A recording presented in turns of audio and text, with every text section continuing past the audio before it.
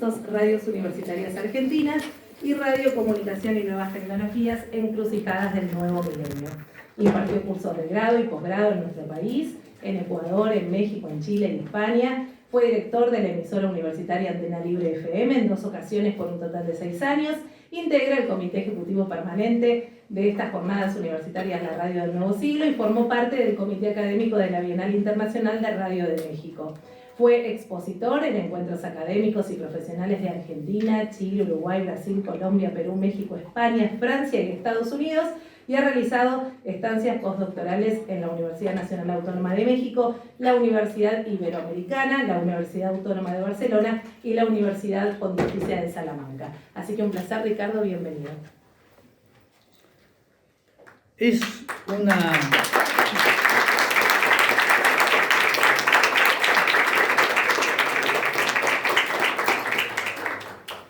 una noche espantosamente tormentosa en Transilvania.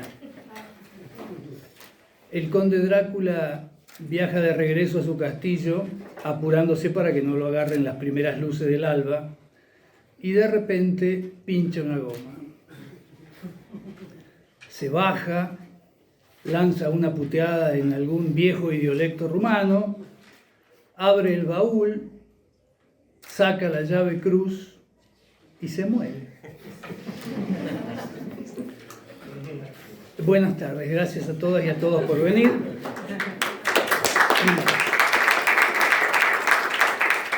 Este chiste lo contó hace un puñado de días un artista que visitó mi ciudad, en el Alto Valle del Río Negro, en lo que fue una presentación, la verdad, decepcionante, salvo por este chiste. A mí me gustaría que quede un recuerdo grato más allá del chiste a partir de lo que pueda decir hoy. Bueno, Ricardo, muy bienvenido una vez más. Ya nos descontracturamos un poco, pero para hablar de... vamos a aprovechar el lema de la jornada, si te parece, me verás volver iguales pero distintos, para que nos hagas un raconto brevísimo, porque hay mucho para decir, pero desde ese comienzo de la radio, desde esa primera transmisión de Los Locos de la Azotea de 1920, desde aquel día hasta hoy, 2022, hasta el día que estamos hoy, las jornadas universitarias del nuevo siglo. Bueno, menuda tarea. Pero por aquello de que el que avisa no traiciona, permítanme decir que mi mayor interés esta tarde en esta clase es reivindicar el placer. El placer de la conversación inteligente, de la reflexión profunda, del vuelo imaginativo, en fin, de la provocación sensorial múltiple, y no solo de la auditiva, que es la primordial a la que se dirige la radio.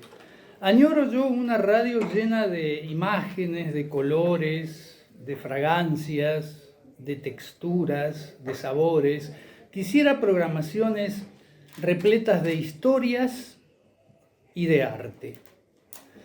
Y no quiero que se piense que voy a reivindicar la radio de antaño por aquello de que todo tiempo pasado fue mejor.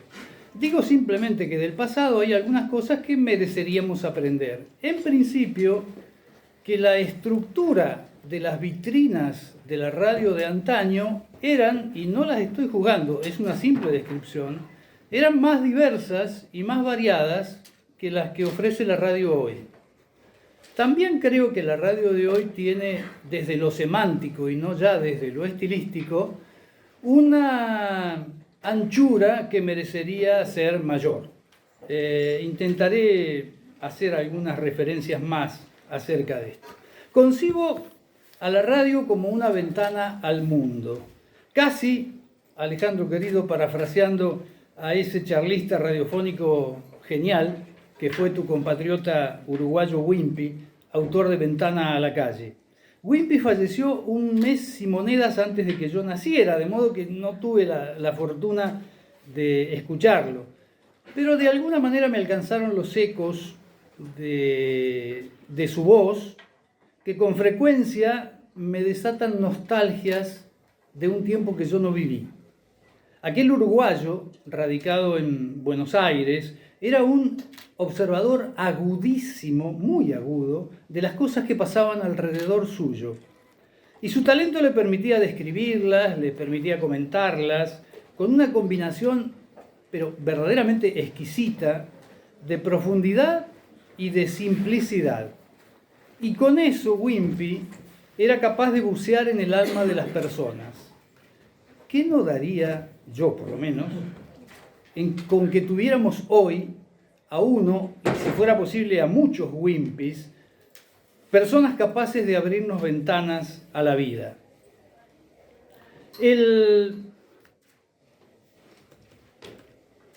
poeta austríaco Rainer Maria Rilke afirmaba que la verdadera patria del hombre es la infancia. Y si fuera así, mi patria tuvo muchas horas en exteriores, porque dentro de aquella patria de mi niñez, una gran parte de la vida transcurría en las veredas y en los potreros del barrio. No muy lejos de aquí, yo crecí en el conurbano bonaerense. Crecer en una ciudad grande o en una ciudad de pueblo de provincias, yo soy de los que se niegan a usar la expresión interior de la que se discutió ayer, tenía rasgos diferentes en relación con el acceso a distintos productos culturales. Pero el sesgo feliz y despreocupadamente callejero del piberío de entonces no cambiaba demasiado si uno le tocaba crecer en el conurbano, como a mí, o en alguna ciudad de provincias. Aunque lo cierto es que el paisaje más asilvestrado de los pueblos pequeños, tal vez propiciara algunas ensoñaciones bucólicas que orientaran el gusto hacia la égloga, esas composiciones poéticas que celebran la vida rústica. Las grandes metrópolis tienen más desarrollado aquello que los pensadores de Frankfurt llamaron las industrias culturales. Adorno, Horkheimer y toda la banda usaban esa expresión para referirse a esas transformaciones que ocurrían tanto en la producción como en la adquisición de estos bienes culturales, y reflexionaban acerca del lugar que ocupaba la cultura dentro de la sociedad. Pienso en esa historia de la radio que mis abuelos inmigrantes, los cuatro, yo casi podría darle la razón a Alberto, ¿no? En mi caso es cierto eso de que llegamos de los barcos. Pienso en mis abuelos inmigrantes, a los que la verdad les servían de muy poco los museos y la producción cultural de su época. Y les servían poco porque su horizonte estaba regulado por la necesidad de abrirse paso en un país nuevo. Si la preocupación principal de ellos era hacerse la América, y poco espacio les iba a quedar para ocuparse de cultivar el espíritu. En ese sentido, los medios masivos se convirtieron en una referencia para ayudarlos a producir su socialización y para ofrecerles algún entretenimiento sin mayores exigencias, convengamos. Pero el arte, o como algunas personas pitucas quieren, el arte con mayúsculas, no tenía muchas posibilidades de instalarse en las propuestas mediáticas. Y sin embargo, la poesía encontró formas de inmiscuirse en la vida cotidiana de las personas. Y las letras de tango fueron un canal privilegiado para eso. Basta pensar en aquellos prodigios que concibió Enrique Cadícamo, para mí uno de los poetas predilectos, el hijo número 10 de una familia de inmigrantes italianos también, que nació junto con el siglo XX, en 1900, en un pueblito de la provincia de Buenos Aires, y que escribió más de 800 temas entre tangos, valses, milongas, foxtrot, polcas, candombes y algún otro ritmo que se me escapa. Podría pensar en Cadícamo o podría pensar en Enrique Santos Discépolo, que apenas era un año más chico que Cadícamo y que combinaba el lirismo y la acidez junto con la desesperanza en las letras de sus tangos, que las combinaba además con cierta producción de dramaturgia teatral. Hay toda una polémica ahí de si las obras de Armando Discépolo eran de él o en realidad eran de Enrique. Todavía más joven, pero poco, era Homero Mansi, que además de Barrio de Tango, Malena, Milonga Sentimental, Romance de Barrio o Sur, escribió un buen número de guiones fílmicos y que incluso dirigió un par de películas. ¿Qué otras expresiones alcanzaron a aquellos inmigrantes que vinieron a hacer la patria? ¿Cuántos tuvieron ocasión de apreciar las obras de Antonio Berni, de Jules Solar, de Antonio Petoruti, de Juan Carlos Castañino o de este hombre, Ernesto de la Cárcova? A mí me parece una paradoja muy significativa que Ernesto de la Cárcova, el hijo de una familia porteña acomodada, haya sido el autor de Sin pan y sin trabajo, el primer cuadro de tema obrero con intención de crítica social. Y vuelvo a preguntarme, ¿cuántas personas de la generación y clase de mis abuelos conocieron ese testimonio doloroso de una familia que sufre el hambre? Aquellos abuelos extranjeros llegaban al país con un deseo que se convirtió en su norte, el de llegar a ver a mi hijo el doctor. Esos anhelos de crecimiento, de evolución, iban a cristalizar a mediados del siglo XX en la utopía necesaria de la movilidad social ascendente. Un fenómeno que dio origen a una circunstancia social excepcional. Argentina generó una enorme clase media que en el resto del mundo solamente se origina en sociedades con mayor desarrollo y sobre todo con desarrollo industrial. Hoy siente uno que estamos viviendo de rentas, pero estamos en reflujo y eso no se nos puede escapar. En este escenario, la sensibilización que el arte puede producir es necesaria para entender, para atender y para entender mejor la realidad en la que vivimos, los argentinos y el resto del mundo.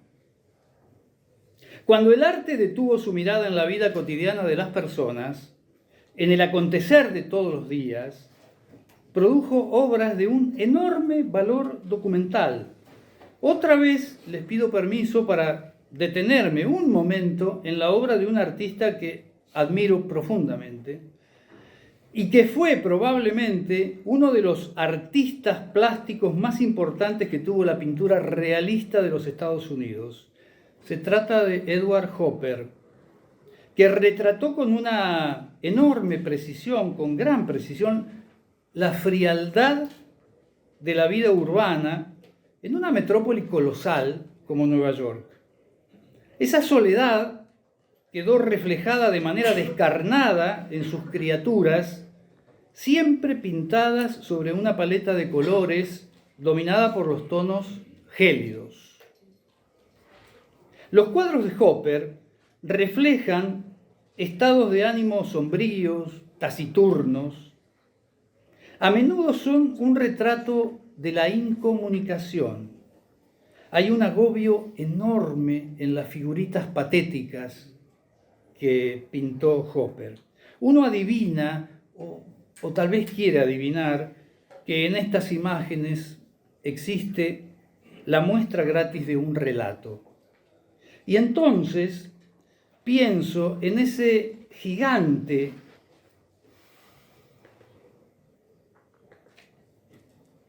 vean cuánto desasosiego, ¿no? Digo que entonces cuando miro las imágenes de Hopper, pienso en ese gigante de nuestras letras que fue Roberto Arlt y en las criaturas que él describía, sobre todo en sus aguafuertes.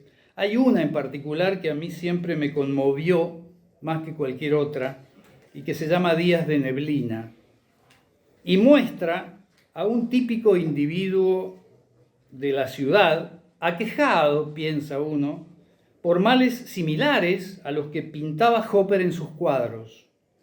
A ese individuo, decía Art, de pronto, una viaraza de pesimismo negro le acidula los pensamientos mientras se sumerge más y más en la neblina de las callejuelas.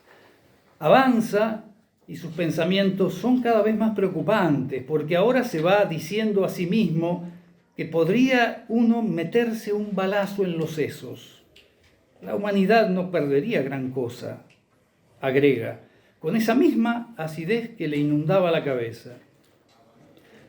Y se pregunta, ¿acaso vale la pena vivir así? Y enseguida se responde, en realidad, morirse es casi como vivir, con la diferencia, claro está, de que cuando uno está muerto, no debe aburrirse tanto. Ese monólogo, la reflexión íntima del sujeto en cuestión, tiene una propiedad intrínsecamente radiofónica. Solo que esa introspección, que la radio podría suscitar, permanece ausente en una gran cantidad de las propuestas que la radio nos ofrece hoy. Sin ese libre flujo de la conciencia, no podemos escudriñar la vida interior de personas o de personajes. Sin esa representación de sus procesos mentales, de sus registros sensoriales y del pensamiento puro, incluso el pensamiento sin acomodamiento lógico, ese pensamiento torrencial, a veces sin concatenación, sin todo eso, la comunicación resigna riqueza. Estamos desperdiciando una posibilidad extraordinaria de indagación acerca de la condición humana, porque la radio puede llevarnos a los recovecos más íntimos de nuestra existencia y de nuestra conciencia. Volvemos una y otra vez sobre el texto de Art y lo comparamos con las figuritas que pintaba Hopper, y a mí por lo menos me parece indudable que forman parte del mismo universo.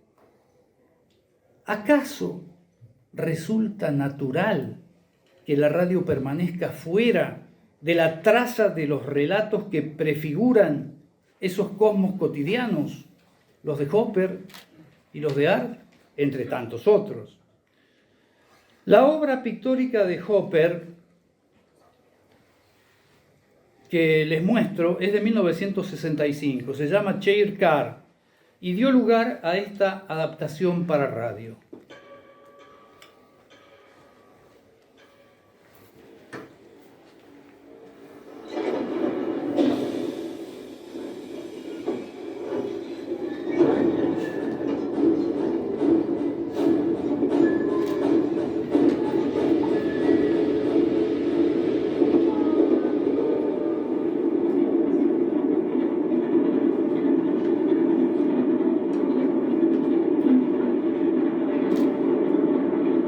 Hay mujeres que francamente, mirá que ponerse tanto maquillaje. Una mujer rara, hay que tener coraje. ¿Le gustará este libro? ¿Y si no le gusta? ¿Qué hago? ¿Qué mirará tan reconcentrada que no saca la vista de ese paquetito? Van a pensar que no sé qué regalarle. Y ese color, tan escotado, a su edad. Van a pensar que no sé qué le gusta. Yo creo que lo mejor es un pastel de papa. Qué largo se me hace este viaje. Sí, a él le gusta. Ojalá pudiera mandar todo al diablo. En una de esas tiene razón. ¿Quién sabe lo que quieren los chicos de hoy? Sí, lo mejor es un pastel de papas, así se pone contento. Ay, si yo pudiera ponerme una ropa así y ese maquillaje. Pero no, a mí no me quedaría bien. Y a esa tampoco. ¿Qué le va a quedar bien? Este tren que me tiene cansado. La casa, la Patricia. Y total, las papas las corto rápido y la carne picada se cocina en un periquete. Todo eso largaría de una vez. No, sí. Pero seguro no me extrañaría demasiado. ¿Qué querés vos, Julián? ¿Te gustan los libros de cuentos? ¿Tendrás muchos amigos? ¿Alguna vez pensás en mí? Sería tan sencillo. Mañana, en vez de tomar el tren, me quedo en la ciudad. Y si te he visto, no me acuerdo. Te hago la comida que más te gusta. Pero esta noche no me pegues, José. Esta noche no me pegues. ¿Alguna vez te acordás de mamá?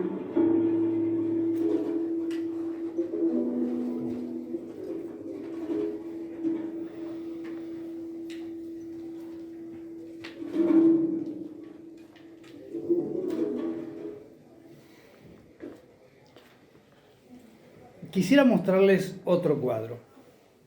Bueno, en realidad, un plano detalle de un cuadro. Aquí va. Y ahora la descripción que le falta. Es una escena victoriana en donde hay un grupo de niñas leyendo y parece una situación absolutamente rutinaria y doméstica. El tema es que si yo descubro ahora el pedazo que falta del cuadro, el sentido cambia radicalmente. Este es el cuadro completo. Y si encima les doy el título del cuadro, mucho más. Se llama Forbidden Books, libros prohibidos. Lo pintó Alexander Mark Rossi. Y ahí la escena ya cambia sustancialmente, porque hay una institutriz que está vigilando a las muchachas y uno se da cuenta de que inmediatamente va a ocurrir algo. Está a punto de ocurrir algo. Las va a encontrar en una actitud prohibida y va a sobrevenir una consecuencia, que será algún tipo de castigo. A mí siempre me llamó la atención el esfuerzo enorme que hace el arte plástico para sobreponerse a las limitaciones de la pura espacialidad y tratar de narrar. Porque narrar es un acto inscripto en las coordenadas del tiempo. Requiere un antes, requiere una crisis que marca un cambio hacia un después. Hay una temporalidad.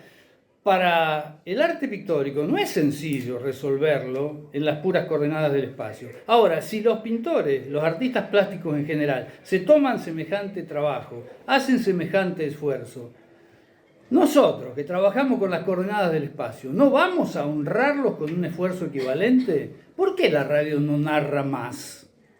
¿Por qué no narra en la cantidad, no digo que en la calidad, no quiero entrar en esa puja, por lo menos, ¿por qué no narra en la cantidad en que narraba cuando escuchaban la radio mis padres o mis abuelos? La clave, en todo caso, en este cuadro, es, o en la historia que prefigura este cuadro, tiene que ver con la administración de la información, algo que sabe cualquier autor. A partir de allí, el autor traza sus estrategias comunicativas, en qué medida dosifica y administra la información de la que dispone. Desde hace varios años, en mi facultad, yo venía porque me acabo de jubilar, venía trabajando en las relaciones, en los cruces de distintas manifestaciones del arte, tratando de sacar tajada para la creación radiofónica. Y para mí, el punto de intersección se encuentra en la voluntad de relato que existe desde ya en los libros, en el cine, en la televisión, en las historietas, pero también en muchas manifestaciones del arte plástico. Si todos ellos narran, ¿por qué no habríamos de hacerlo nosotros? Nosotros siempre estamos tras las huellas de las historias. En todas las artes nos encanta buscar las marcas de lo narrativo. Y por eso hablamos del Homo narrativus. Porque los seres humanos somos la única criatura que cuenta historias. El único animal que inventa cosas que no son reales. Y lo hacemos por muchas razones. Lo hacemos para darle alguna explicación al mundo, lo hacemos para comprender el caos que suele envolver a la realidad y también para canalizar deseos, miedos, sueños. Ahora bien, la narrativa no es una simple forma discursiva neutra. Cuando elegimos contar, tomamos opciones ontológicas y epistemológicas que tienen implicancias además ideológicas e incluso específicamente políticas. La decisión de Orson Welles de desarrollar en modo periodístico la novela fascinante La Guerra de los Mundos, escrita por un visionario H.G. Wells en 1899, es un claro ejemplo de ello. La invasión extraterrestre que se narraba en realidad era una alegoría de la mucho más terrenal invasión que el nacionalsocialismo alemán estaba desplegando sobre Europa. Wells ya había advertido que la capacidad radiofónica para el abordaje de cuestiones periodísticas era tan formidable que utilizó esa facultad de la radio para disfrazar y volver creíble una imposible invasión marciana, mucho más imposible para nosotros, que tenemos perspectiva histórica, y que sabemos que en Marte hay arena roja, nada más. Por ahora. Por ahora. Y algunos trazos que van dejando los robotitos que manda la NASA. Una de las claves, pues uno se pregunta, ¿dónde residen los secretos de ese trabajo extraordinario de Wells, de Orson? Una de las claves, sin duda, fue la palabra. Porque la información semántico-lingüística de la adaptación, todavía quedó pendiente,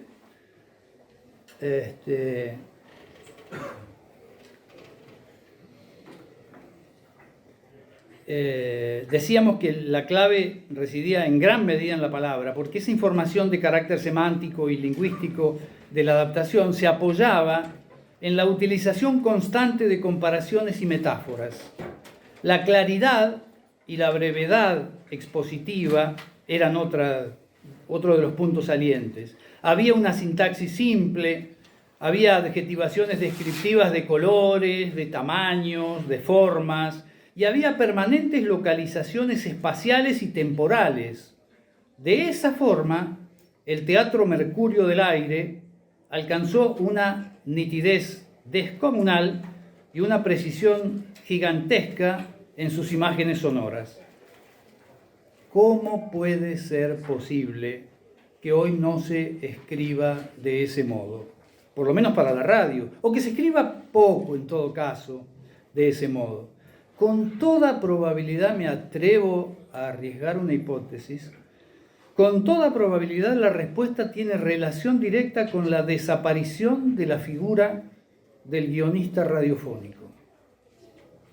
Por favor, insisto, que quede claro, no elegimos este ejemplo o los anteriores, ni hablamos del ayer con la pretensión de expresar que todo tiempo pasado fue mejor, de ninguna manera. Y de igual modo, tratamos de mirar hacia adelante sin voluntad de postular que el futuro va a ser peor. Tratamos de no hacerlo. Aunque frente a nosotros se exhibe una cantidad increíble de miradas distópicas que ofrecen relatos de todo tipo, literarios, sonoros, gráficos, fílmicos o audiovisuales en general. Es imposible no preguntarse, para mí por lo menos es imposible. ¿Será que ese camino es inevitable y que allí adelante solo nos espera el apocalipsis? ¿O en cambio será que esos relatos parten de creer que el destino no es invariable y que para nosotros sería posible modificarlo y que estos son solo avisos que pueden alertarnos de que tenemos que cambiar de ruta, que tenemos que modificar actitudes, conductas? En esa necesidad imperiosa de generar conciencia de los riesgos que acechan, sería necio que la radio no intervenga, que se mantenga impávida, porque la radio podría aportar claridad y reflexión. Esa confusión, esa indeterminación, se dan cuenta que a mí me gusta mucho el arte plástico. Esas manifestaciones encuentran una acabada expresión en cuadros, por ejemplo, como los de René Magritte, que es otro autor que me encanta, que me fascina. ¿Dónde comienza y dónde termina la realidad en las obras de Magritte?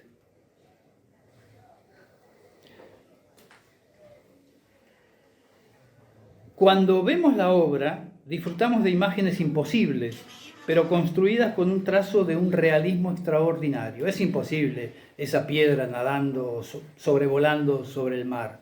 Y más imposible que alguien le haya hecho un castillo encima. Pero el trazo es de un realismo absoluto.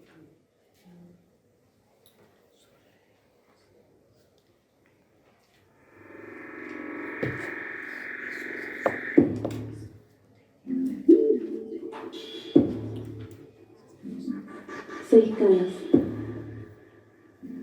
6 números, 6 texturas, un lugar.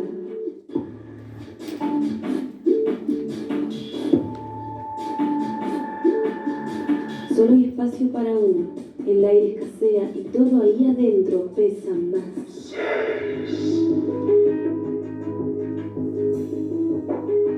Superficie acuosa, espesa, el barro se desliza hacia las 4 esquinas, burbujas negras nacen y mueren, y desde ellas se esparce el insoportable olor a azufre, helado. Acá estás vos. ¿Podés sentirla? Su textura esponjosa te atrapa, te envuelve, la suavidad te empuja, hace que te deslices, podrías caer al barro, tienes que moverte, 4 te esperan.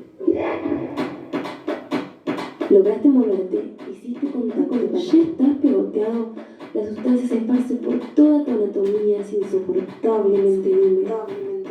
Quieres salir, si logras estirar los brazos alcanzarías el techo, pero estás pegoteando. Solamente puedes moverte hacia el costado, otra pared te espera.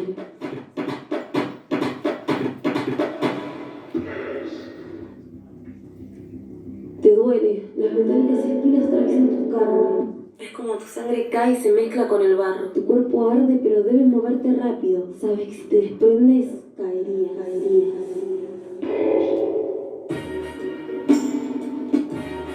Te cuesta sostenerte. La pared acaramelada impide que te sujetes. Huele bien, te seduce, la pruebas. Sabe delicioso caramelo.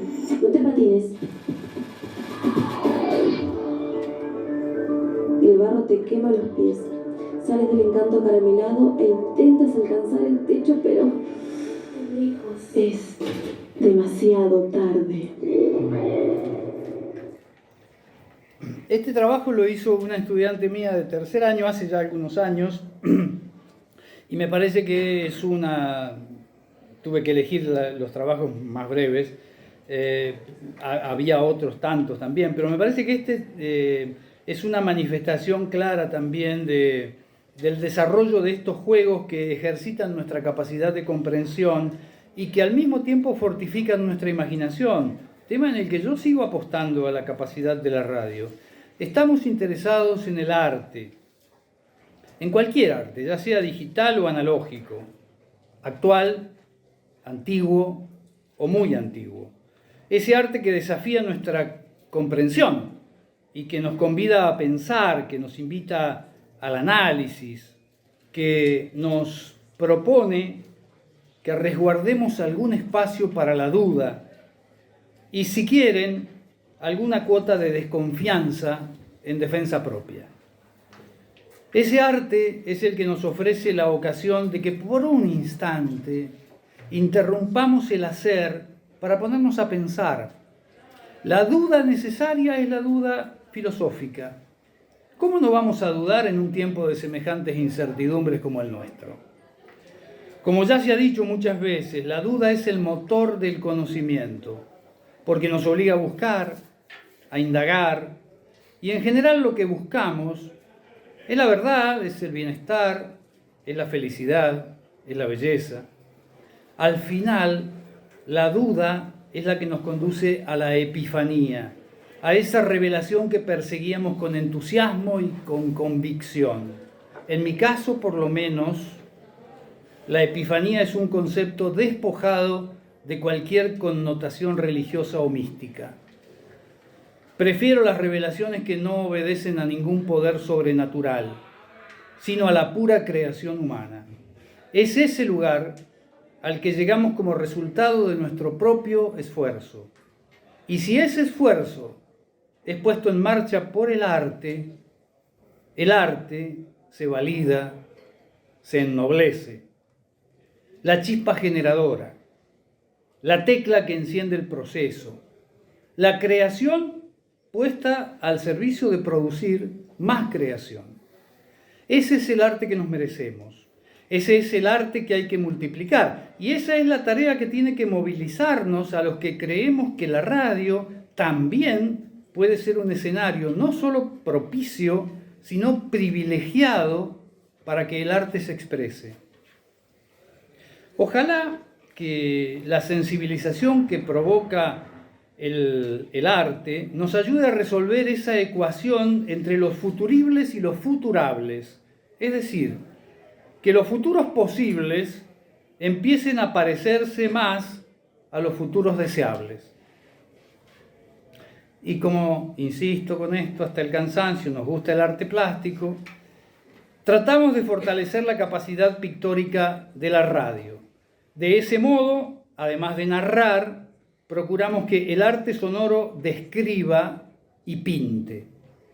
Los paisajes sonoros pueden alcanzar una belleza increíble, pero para conseguirlo tenemos que darles mayor protagonismo a los efectos sonoros, verdaderas cenicientas dentro del lenguaje radiofónico, y a todos ellos, a los efectos naturales y a los artificiales. Esos sonidos que Bernard Krauss clasifica en 3 tipos.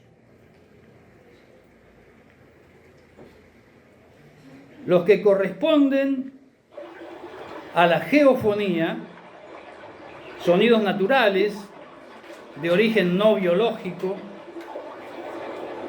el mar, corrientes de agua, viento, movimientos telúricos. Eso es la geofonía. Los que pertenecen al campo de la biofonía,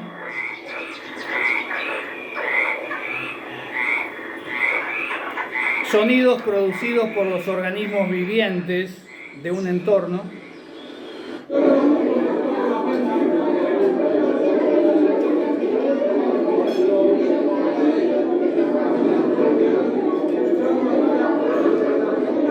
Y por fin los que generamos nosotros, los seres humanos. La radio puede llevarnos a cualquier lugar que se nos ocurra, del presente, del pasado o del futuro, reales o imaginarios. No tenemos por qué conformarnos con la dieta pobre de una radio de agendas limitadas y reiterativas. Podemos ir a visitar la India medieval, tanto como ir a Ganímedes, el satélite natural de Júpiter. Podemos reconstruir nuestras jornadas históricas del 25 de mayo o del 9 de julio. Podemos recrear la vida de patriotas comprometidos como Moreno, Castelli o Monteagudo. O si lo quisiéramos, podríamos internarnos en un viaje fantástico por el interior de nuestro cuerpo, viajar por el torrente sanguíneo, describir las rutinas de nuestros órganos, detenernos a observar el funcionamiento del cerebro. Y en cada caso nos preguntaremos, ¿cuál es el modo más efectivo, creativo y atractivo para resolver cada una de estas realizaciones? ¿Será inteligible lo que planeamos hacer? ¿Hay armonía en la participación de cada ingrediente discursivo? Palabras, músicas, efectos sonoros, silencios. Este al que he llegado es el máximo de expresividad que podría alcanzar o todavía podría ir un poco más lejos. ¿No podría ser un poco más atrevida mi presentación? El atrevimiento, nos parece, es una capacidad poco presente en una radio que a menudo repite fórmulas, copiándose a sí misma. Necesitamos realizadores un poco más temerarios, un poquito más audaces, decididos a asumir riesgos sin tantas timideces o cobardías. Y también necesitamos audiencias con sed de aventuras. Y si no la tienen, deberíamos estar ayudando a crearla. Por lo menos, la sed de aventuras de sumergirse en propuestas que le escapen a los convencionalismos y a los lugares comunes.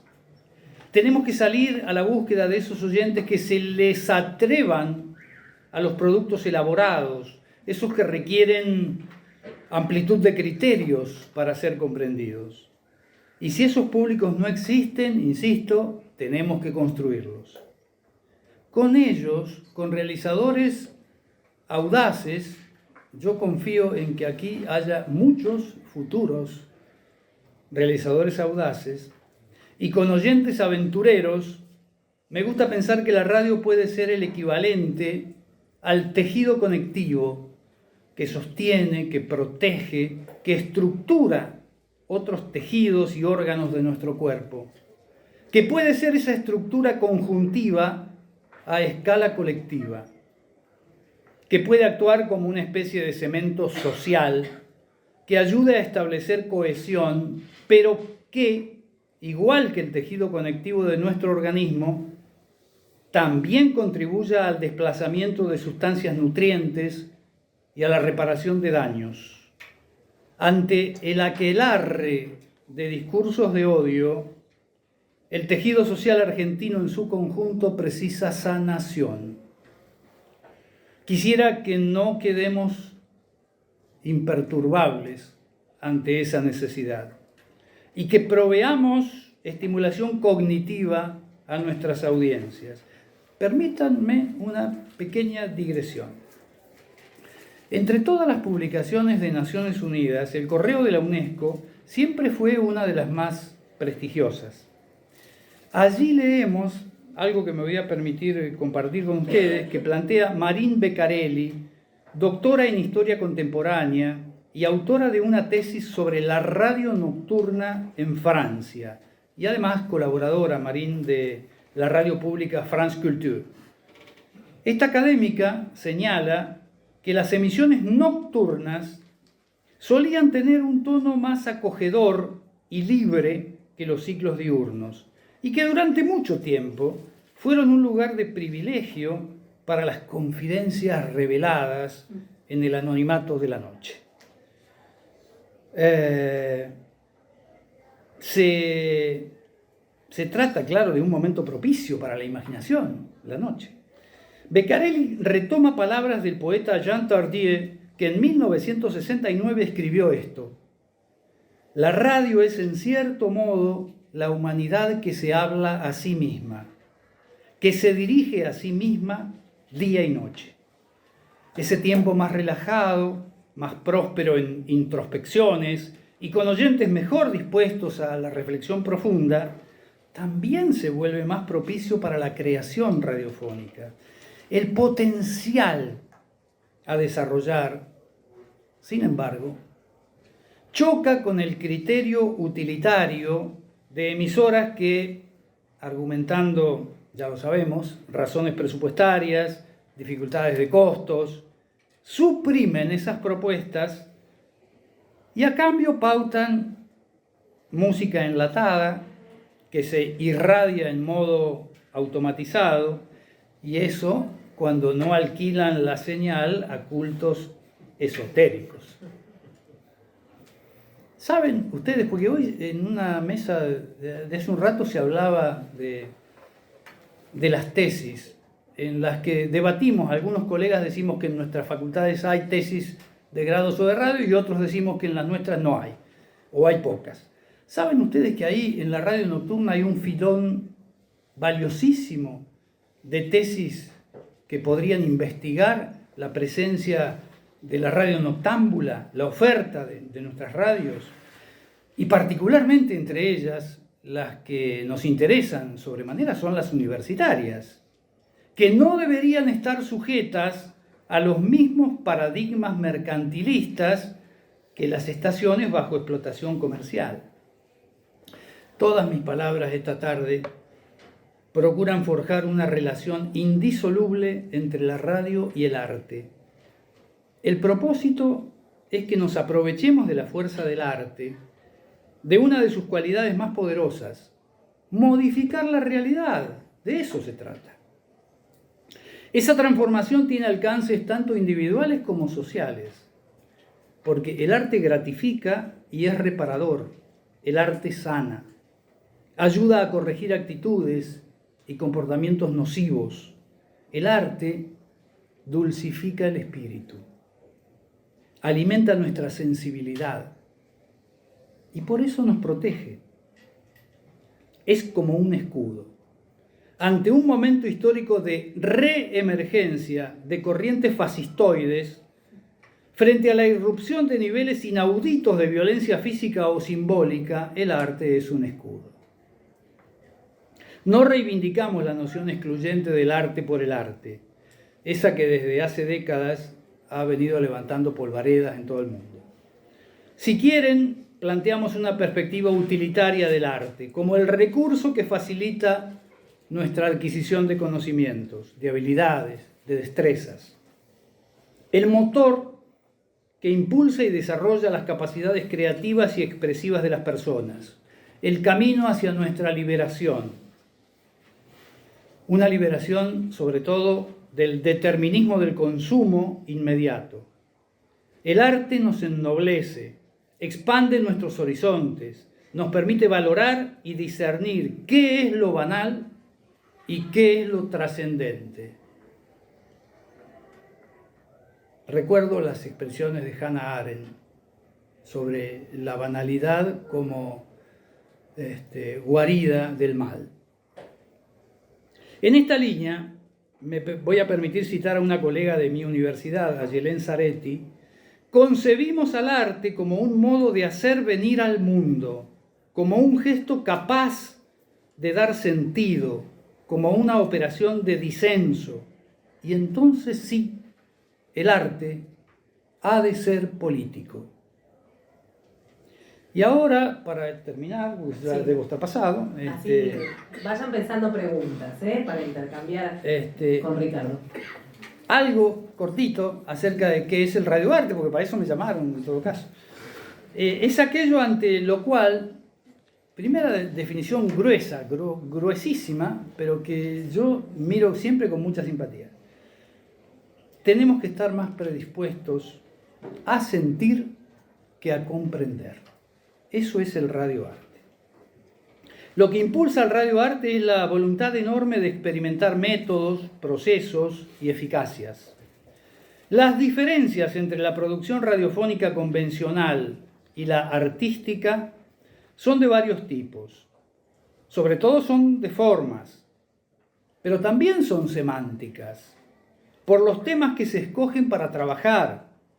Y finalmente las diferencias alcanzan a la cuestión actitudinal del realizador que busca trascender los límites de un trabajo rutinario, repetitivo, ortodoxo, esperable, sin sorpresa ni espacio para el asombro.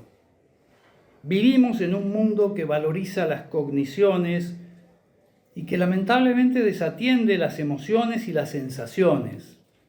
Y nosotros trabajamos en un medio muy receptivo, tanto a las sensaciones como a las emociones. Un medio que construye su discurso exclusivamente con materia sonora y que nos alcanza, por eso, a través del sentido más ligado a nuestras vivencias afectivas, el oído. Por consiguiente, sería un error ignorar la significación de sensaciones y emociones en la creación de arte radiofónico. Apelando a la tolerancia de todas y todos ustedes, voy a repetir algo que mis estudiantes y mis colegas ya me han escuchado decir unas cuantas veces. La radio no puede seguir por ahí completamente desnuda de arte. Y no porque el desnudismo esté mal, sino porque la vestimenta adecuada contribuye a volver más gratificantes los contenidos radiofónicos. Con los atavíos, con los ornamentos apropiados, la radio agiganta su potencia expresiva, genera placer, provoca disfrute. Necesitamos edificar una nueva poética radiofónica que esté al servicio del deleite, de la fruición, del goce de los sentidos. Por eso les dije al comienzo, el que avisa no traiciona. Yo vengo a reivindicar el placer. A mí no me molesta la asociación del bien con el placer y no me preocupa que alguien encuentre algo de hedonismo en esta actitud ante la vida. En cambio, me mortifica que nuestras prácticas profesionales no se interesen en articular el bienestar con el placer. Por eso cada vez que puedo, recuerdo a mi querido amigo Daniel Prieto Castillo, ese enorme maestro que llamó a uno de sus libros sobre la radio La fiesta del lenguaje. Lo festivo no puede quedar clausurado. Es una práctica habitual en las interacciones humanas y la radio haría mal en negarlo o en ignorarlo. El historiador del arte de origen húngaro Arnold Hauser aseguraba que, por muy original que fuese, ninguna obra podía poseer originalidad absoluta. Siempre, junto a rasgos originales, encontramos algunos aspectos convencionales. Algo de esto decía Murolo hoy a la tarde. Cuando la novedad y lo conocido están bien articulados, podemos acercarnos a la experiencia propuesta y hacer que la misma nos resulte comprensible.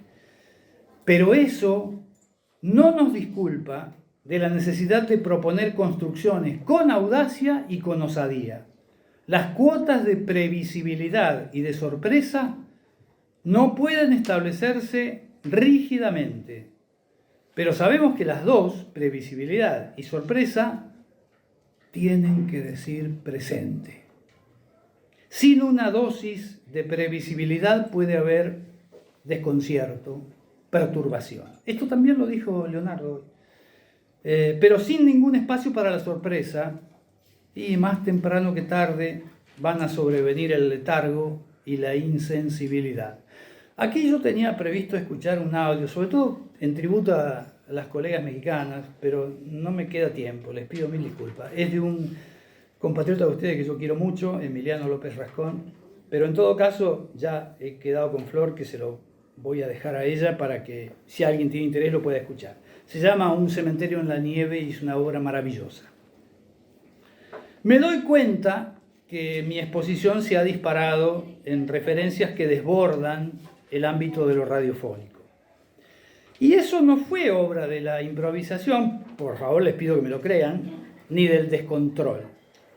Hace tiempo ya que pienso que nunca aprenderemos a hacer buena radio si solo hablamos de radio.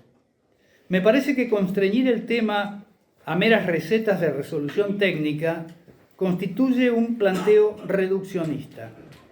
Prefiero, en cambio, intentar aproximaciones más abarcadoras y también ir dejando desparramadas una serie de semillas. Esto es lo que no vamos a poder escuchar.